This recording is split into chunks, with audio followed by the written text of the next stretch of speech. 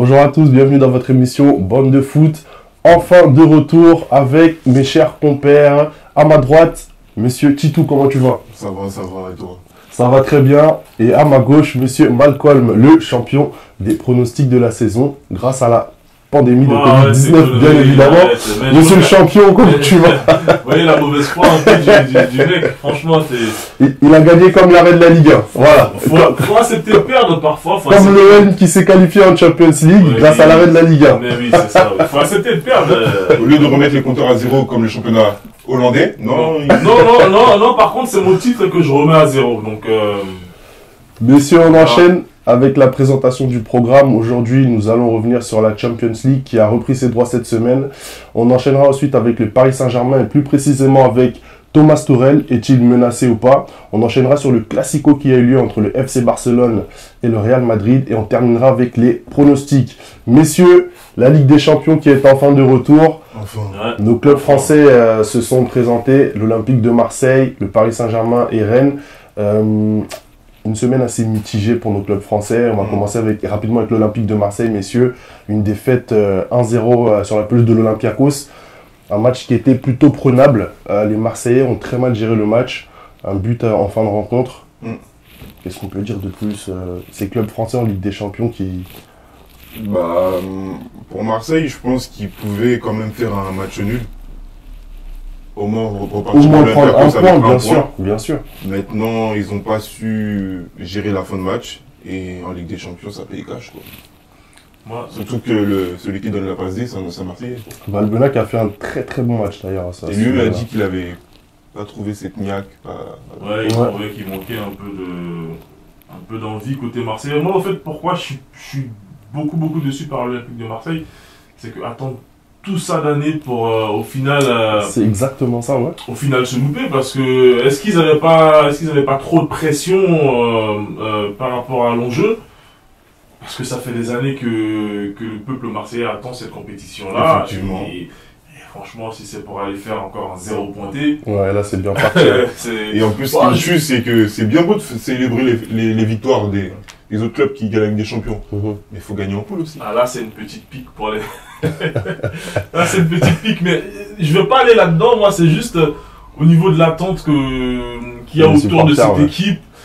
Voilà, André Villas-Boas a monté une équipe pour au moins bien figurer en Ligue des Champions. Et voilà, on va dire que c'est le premier match. On va pas tirer la sonnette d'alarme. Hein. Oui, mais c'est le premier match, mais on va pas tirer la sonnette d'alarme. Mais c'est le premier match où, sans vouloir manquer de respect à l'Olympiakos, c'est la seule équipe abordable, on va dire. Qui, comparée aux autres, au niveau, est un peu en dessous. Donc là, quand tu as joué contre City... Parce qu'ils ont Manchester City juste après, Manchester City qui a fait un match nul en championnat dernièrement. Donc ça peut être compliqué. Attention au réveil des Citizens en Ligue des Champions, qui ont gagné contre Porto en plus. C'est ça? C'est ça, exactement. Il envoie des coups francs. Donc ça va être très très compliqué pour les Marseillais. J'espère en tout cas qu'ils vont se qualifier. On l'espère. Mais ça, honnêtement, ça me paraît compliqué. Pourquoi les clubs français n'arrivent pas à, comment dirais-je, à mettre cette intensité qu'il faut en Coupe d'Europe? Moi, franchement, j'ai regardé le match, j'étais abasourdi. Et même, ne serait-ce que techniquement, le niveau technique, mais c'est trop pauvre. Tu ne peux pas vouloir jouer à la Ligue des Champions, une telle compétition, arriver, te présenter et présenter de telles prestations. Comment ça se fait qu'on n'arrive pas à se surpasser en Coupe d'Europe? Non, je pense que Marseille avait beaucoup de pression et que ils ont mal géré la fin de match, parce qu'en soi, ils pouvaient repartir avec un point. Et je pense aussi que c'est ça. Je pense aussi que c'est la pression. C'est la pression. La pression du résultat, la pression qui était liée à... Si t'as la pression contre Olympiakos, ça va être quoi? Comme on disait, entre City et Porto. Oui, c'est vrai, mais c'est la pression. Sérieusement. Quand tu reviens dans la Ligue des Champions, ça fait depuis... Après les Grecs, après Olympiakos, c'est une équipe très dure à jouer chez elle, même s'il n'y avait pas de supporters, parce que ils ont... heureusement d'ailleurs. Par solidarité avec les Marseillais, ils n'ont pas... à la dernière minute, à la dernière minute, ils ont annulé le déplacement des supporters au stade. Je trouve ça très bien, très fair play. Mais souvent, c'est très compliqué de jouer en Grèce. Donc, voilà, je reste persuadé que Marseille peut au moins accrocher cette 3e place. Maintenant, il faut se sortir le doigt de où vous savez et mettre le bleu de chauffe et y aller, quoi, parce que voilà, ça va être très compliqué pour la suite. Le Stade Rennais, voilà, le Stade Rennais pour une première, c'est la première participation du Stade Rennais en Champions League. Effectivement. Qui a été tenu en échec par Krasnodar. Mais le Stade Rennais a fait plutôt bonne figure, malgré qu'il n'y a pas eu. Moi, par contre. Oui, déçu dans le sens où ils n'ont pas réussi à... Moi, je m'attendais à mieux. Ouais. Effectivement. Je m'attendais à mieux, compte tenu de ce qu'on a vu ces dernières semaines, mais en même temps, quand je vois le dernier résultat, notamment celui du championnat. Ouais. Voilà. Ah bah là, tu vois que c'est l'expérience qu'il va falloir gérer. Ligue des champions, championnat, Ligue des champions. C'est vrai. Parce que Rennes est une très très belle équipe. Va falloir gérer cette Ligue des Champions et cette pression supplémentaire qui s'ajoute aux hommes de Julien Stéphane. Le Paris Saint-Germain qui a été défait contre Manchester United rapidement. Manchester nous fait la même. Franchement, franchement, je suis... Vous voulez que je dise quoi? Franchement, ça m'énerve. Ça m'énerve à haut point. Franchement, on est arrivé, j'ai vu aucun jeu. On a peut-être joué en deuxième mi-temps, mais la première mi-temps, c'était du néant. Moi, j'ai trouvé que l'équipe du PSG était très fatiguée. J'ai trouvé très amoindrie physiquement, qui n'arrivait pas à mettre du rythme, à avoir des dépassements de fonction. C'était vraiment très statique, très stéréotypé, mais j'ai trouvé vraiment une équipe très essoufflée. Le seul point positif pour moi dans le match, c'est Kurzawa. Exactement, Kurzawa, il fait un très très beau match. Et d'ailleurs, depuis la fin de saison dernière, la demi-saison, je trouve qu'il revient bien pour un joueur qui a été très très critiqué par la presse. Il n'a pas été épargné. Il a eu des blessures et je trouve qu'il a fait un très très beau match. Ah non, franchement, grand match. Hein. Franchement, belle performance, ça m'a fait plaisir, mais c'est le seul point positif que je retiens. Voilà, pour revenir sur la prestation du PSG, moi j'ai pas reconnu le Paris Saint-Germain. Est-ce qu'on doit avoir des inquiétudes pour la suite? Parce que là, c'est un groupe assez quand même, c'est pas un petit groupe quand même. Il y a Manchester, il y a les Leipzig. D'un côté aussi. Est-ce qu'on peut s'inquiéter de cette défaite? Du tout. Je pense parce que voilà, on a l'habitude de jouer avec des champions. Ouais. On a l'habitude de s'en sortir. Ouais. On n'est pas les sudistes. Et ici, c'est la capitale. Donc voilà. Maintenant, j'ai envie de te dire que on a beaucoup de joueurs qui sont incertains. Ouais. Beaucoup de blessés. Fais gaffe, il y a des Marseillais consultants BDF. Non, mais sans offenser, voilà quoi. Et voilà quoi. Donc je pense que non, c'est une bonne claque qui va nous faire réagir. Ouais. Et voilà. C'est comme quand on avait pris la claque contre Liverpool, on va réagir. C'est vrai. Messieurs, on reste sur le Paris Saint-Germain. On va parler de Tuchel. Est-ce que vous pensez que Thomas Tuchel peut être menacé suite aux résultats un peu compliqués de ce début de saison, notamment, comme on l'a dit, cette défaite en Ligue des Champions à domicile face à Manchester United? Bon, je pense que honnêtement, dans tous les grands clubs, c'est comme ça. Ouais. On parlera tout à l'heure, tu l'as énoncé dans le résumé, on parlera de Zinedine Zidane par exemple, qui était menacé avant ce Classico, victoire des Madrilènes. Mais Thomas Tuchel, il a le défaut voilà, c'est comme ça dans un grand club, t'es menacé, t'es jugé à chaque match. Moi je pense pas que ce soit un mauvais entraîneur, je pense pas qu'il soit devenu un entraîneur médiocre du jour au lendemain. Seulement que là, il y a beaucoup de choses qui jouent pas en sa faveur, quoi. Exactement. Exactement. Les départs, parce qu'il en parle souvent. Il y a aussi les petites tensions en interne avec Leonardo qui le fragilise aussi à son poste. Donc voilà, on parle quand même d'un entraîneur qui a emmené le Paris Saint-Germain en finale de Champions League. Donc à un moment donné, quand tu cours après les bons résultats en Ligue des Champions, t'en as un qui t'en amène. On va dire, il y a eu le coronavirus, mais voilà, fallait les gagner ces matchs-là. Bien sûr. Donc faut attendre. Lui, il est menacé, oui, mais est-ce qu'on doit s'en séparer maintenant? Je pense pas que ça soit la meilleure solution. En tout cas, pour moi. Mais je suis du même avis que toi. Moi, je pense qu'il faut, à un moment donné, il faut arrêter. C'est l'entraîneur aujourd'hui à Paris qui nous a amené les meilleurs résultats.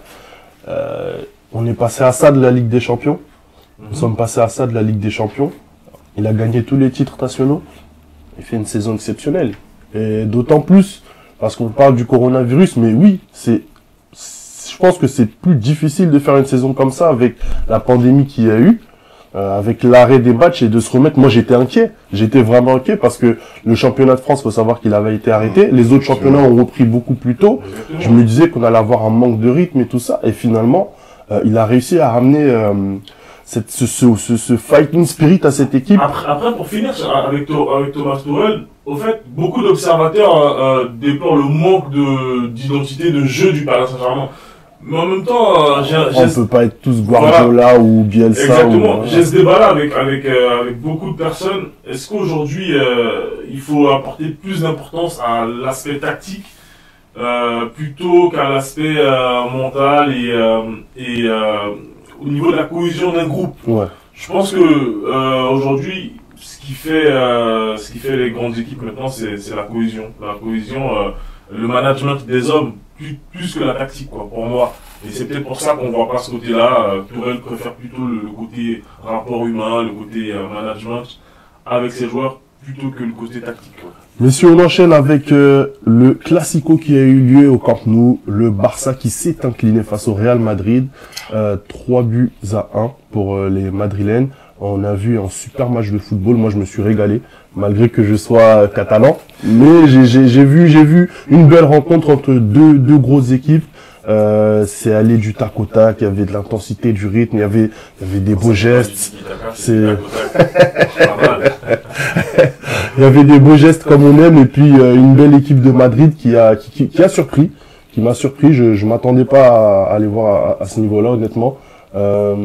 Rapidement sur ce match. C'était un match très ouvert. Ouais. On a pu le voir parce qu'il y a eu deux buts très rapidement. Très tôt, ouais. Maintenant, je pense que le Real a su gérer ses comptes. C'est ça. Et il faut pas se mentir, c'est que la défense du Barça, Piqué, il a un peu la ramasse. Hein. Ah oui, et là, oui, on voit vraiment qu'un Titi, un moment comme ça est nécessaire. Ouais. Maintenant, voilà, le Real a su jouer le coup, prendre les contres. C'est vrai qu'il y a eu quelques fautes qui n'ont pas été sifflées. Bon, ce n'est pas bien grave.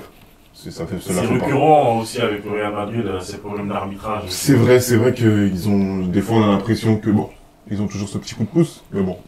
Bon, après sur le match d'hier, honnêtement, j'ai pas eu. À part une petite faute sur Messi, mais sinon le penalty est justifié. Ouais, le penalty est justifié. L'anglais. Pour moi, l'anglais fait une faute de débutant. Le français, tu parles. C'est ça. Il fait une faute de débutant dans la mesure où tu es dans la surface de réparation, mais tu n'as pas attrapé le maillot de ton adversaire. Bah, surtout dans un match comme ça. Surtout dans un match comme ça. Exactement, de surprendre. Ouais, mais là, on n'est pas en première ligue, là. Surtout comme vous parlez de problème d'arbitrage, là, en Espagne, à ce niveau-là, tu peux pas te permettre. Il avait vraiment pas besoin de l'attraper. Juste, enfin, bref. Et Sergio Ramos, encore une fois, qui est le soldat de Zinedine Zidane. Et quand il est là, il y a la victoire. C'est souvent, oui, on a vu les stats incroyables, Ramos, voilà.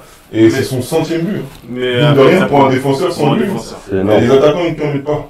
Ouais. Au Real, c'est une culture des défenseurs on se souvient de Fernando Hierro à l'époque pour les cœurs madrilènes. Mais oui, je reviens sur Sergio Ramos. Quand c'est pas Ramos, c'est Benzema qui sauve la tête à Zidane. Ouais. Jusqu'à quand Zidane aussi pareil, à l'instar de Thomas Tuchel qui est souvent menacé, mais voilà, il répond pesant. J'avais dit la dernière fois qu'après cette victoire contre le Barça, ça repartirait du plus belle pour le Real. C'est pas un peu, je pense que c'est pas un peu exagéré. Je veux dire, malgré ces défaites, le Real Madrid est tout de même été leader du championnat. Malgré la défaite ensuite qui a suivi face au Shakhtar en Ligue des Champions, parce qu'on parle vraiment de cette défaite-là qui a posé vraiment problème.